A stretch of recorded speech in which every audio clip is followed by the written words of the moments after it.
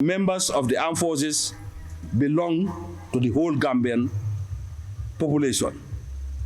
We come from across the regions of the country, across the ethnic diversity of the country, and across all religious and social divides. So the armed forces is a melting pot, meaning from across the four corners of the country, we recruit people and bring them together and then train them together and then post them together, irrespective of where you come from.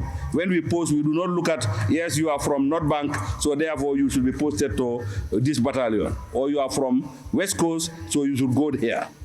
So we just randomly select people and post you, meaning you can find yourself anywhere within the country. So that means that we represent the Gambia. We do not belong to any political party. We do not belong to any tribal grouping or religious grouping. Our party is the armed forces, the Gambia. Our tribe is the Gambia. So let us be mindful of that. The vision of the command of the Gambia Armed Forces is to maintain an apolitical armed forces that is subordinate to legally constituted authority, while at the same time being law-abiding, an armed forces that is highly trained, equipped, and motivated to perform its constitutional roles at home and abroad. So by this motto, it says very clearly that there is no room for politics in the armed forces. If, as all citizens, there is time for election, as a citizen, you have a right to be registered, get your voter's card, and then when election time day comes, you go in, because we have a secret ballot here. You go in, and among the candidates who present themselves, you and your God, you choose the one that you feel will be able to lead the country and keep it together and move it forward. That is in your individual choice. Nobody denies you that, like any other citizen. But as soon as you cast your vote and you leave the four corners of that electoral booth, you go back to become a soldier. It's a secret ballot. If we all do this, we live in a very peaceful and happy country. For the verdict of the people will ultimately emerge, and whosoever is chosen by the people to lead the country for the next 5 years becomes our commander-in-chief. That is very simple. So there is no ambiguity in it, and we urge every one of you to take note of that.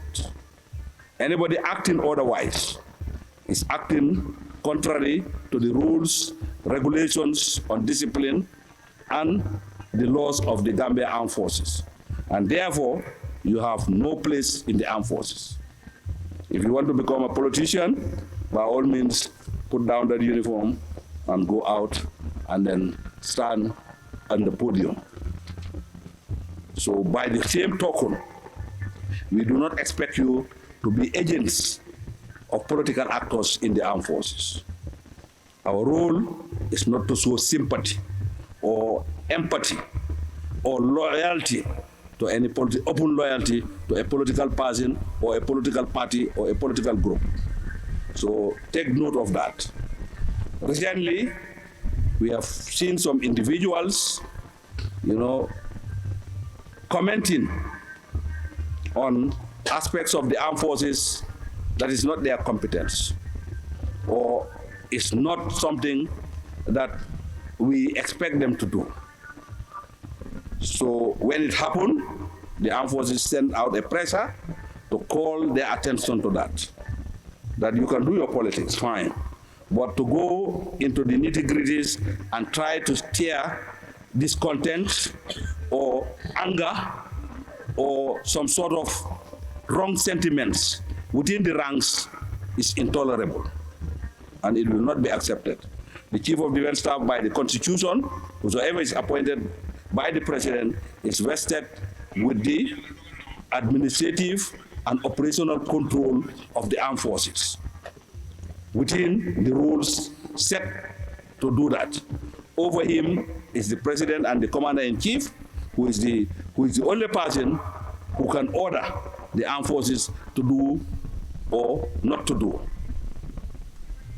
He is aided by a minister appointed by him, and Constitution also provides for a Armed Forces Council to support the president and the chief of defense staff in terms of how to administer the armed forces to ensure that there is fairness, there is equity, and there is, balance in the way the armed forces is run and in the way its promotions and policies are also generated and implemented.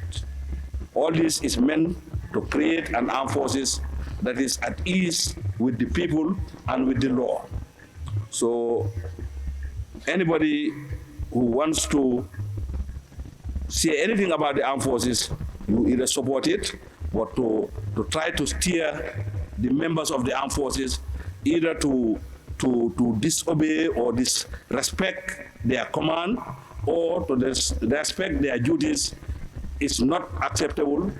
It is a criminal offense, and in other jurisdictions, it would have been dealt by calling those ones to court so that they retract or probably face the consequences of the law. We are not going to that far, but I think the message is out there for those who are affected to desist. In the same vein, our friends, the media, are also, urged to not to put across their media something that is likely to create subversion into the country. So we leave that message at that, and then we want you to take note of that and avoid anybody who wants to bring a grudge among you or push you against your legally constituted authorities.